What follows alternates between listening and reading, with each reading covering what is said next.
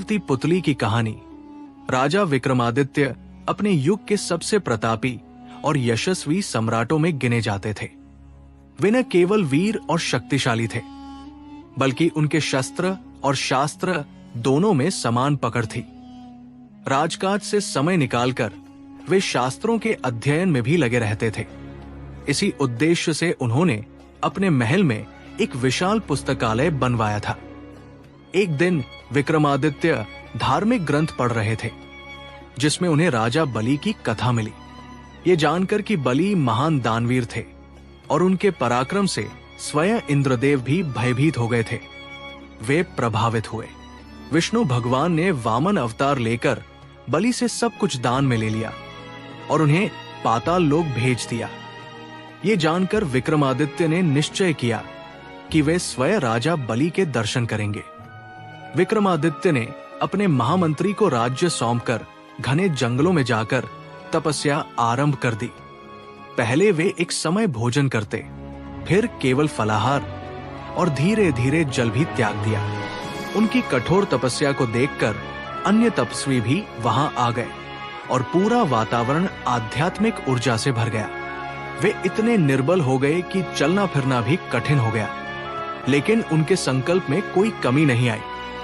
तपस्या के दौरान एक योगी ने उनसे कहा कि राजा का धर्म तपस्या करना नहीं, बल्कि राजकाज संभालना है। विक्रमादित्य ने तर्क दिया कि धर्म से विमुख होना भी उचित नहीं है।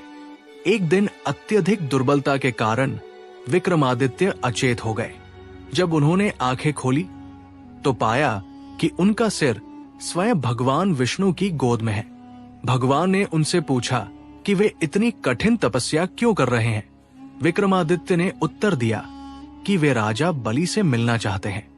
भगवान विष्णु ने उन्हें एक दिव्य शंख दिया और बताया कि समुद्र तट पर इसे फूंकने से समुद्र देवता प्रकट होंगे और पाताल लोक का मार्ग बताएंगे। विक्रमादित्य ने शंख फूंका, समुद्र देवता प्रकट हुए और समुद्र दो भागों में बंट गया, जिससे पाताल लोक तक जाने का मार्ग बना। उन्होंने उस मार्ग पर चलते हुए राजा बलि के महल तक पहुंचने का प्रयास किया, लेकिन द्वारपालों ने उन्हें रोक दिया। राजा बलि से मिलने के कई प्रयासों के बाद भी जब उन्हें अनुमति नहीं मिली, तो विक्रमादित्य ने अपनी तलवार से अपना सिर काट लिया। ये समाचार सुनकर राजा बलि ने अमृत मंगवाकर उन्हें पुनः जीवित करवाया। इसके बाद भी जब बलि ने मिलने से इनकार किया, तो विक्रमादित्य ने दोबारा आत्म बलिदान कर दिया। राजा बलि ने उनकी दृढ़ता देखकर अंततः उनसे भेंट की।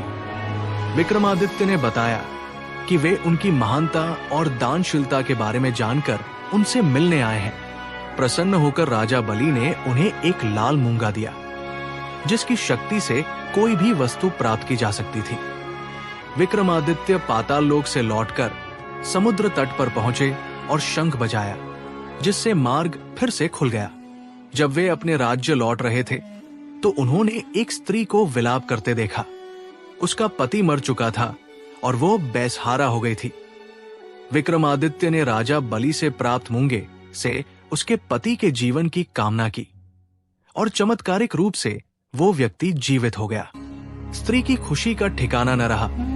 शिक्षा: इस कथा से हमें ये सीख मिलती है कि सच्ची भक्ति और दृढ़ निश्चय से कुछ भी संभव है। धर्म और कर्म को निभाते हुए यदि कोई व्यक्ति अपने संकल्प पर अडिग रहता है, तो उसे सफलता अवश्य मिलती है। आपको ये कहानी अच्छी लगी हो तो लाइक, शेयर, कमेंट करें और हमारे चैनल द बुंदेलखंड हिस्ट्री को सब्सक्राइब करना न भूलें। धन्यवाद।